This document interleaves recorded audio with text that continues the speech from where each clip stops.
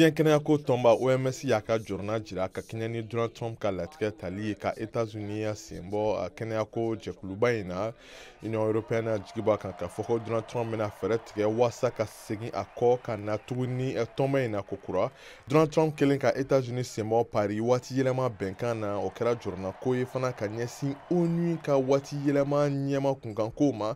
Ale y'i kanbɔ k'a fɔ ko hali n'o y'a sɔrɔ ni politikilatigɛw taara ko bɛɛ n'a ta ko tɛna fɛn bɔ waati yɛlɛma kɔni ka tiɲɛni ani a kɔlɔlɔw la diɲɛ kɔnɔna la, sabula ko o kɔlɔlɔw b'a la ka caya ka taa fɛ. Sɔrɔko ta fan fɛ Chine minisiri ɲɛma Dankan ale y'i kanbɔ Davos sɔrɔko kɛnɛba kan ka kɛɲɛ ni Donald Trump hakilina ye ka gɛrɛntɛ ani salen sɔngɔ caya Chine ka jagokɛminɛnw kan. Minisiri ɲɛma Dankan y'i kanbɔ k'a fɔ ko o fɛɛrɛw kɔlɔlɔ bɛna bonya Chine ani États-Unis fila bɛɛ lajɛlen kan. O sababuya la ko jamana fila ninnu si tɛna sebaya sɔrɔ ni sɔrɔko mankan in na. Mun ye tungarakɛw kunkanko ye, Pologne minisiri ɲɛma ale fana y'i kanbɔ ka ɲɛsin a ka jamanadenw ma minnu bɛ États-Unis ka welekan lase k'a fɔ ko sɛbɛn tɛ minnu bolo n'u bɛ bɔ Pologne jamana kan k'u k'u labɛn u ka se ka segin u ka so, sabula ko Donald Trump ye fɛɛrɛ tigɛ ko a bɛna tungarakɛ sɛbɛntan gɛn ka bɔ États-Unis jamana kɔnɔ.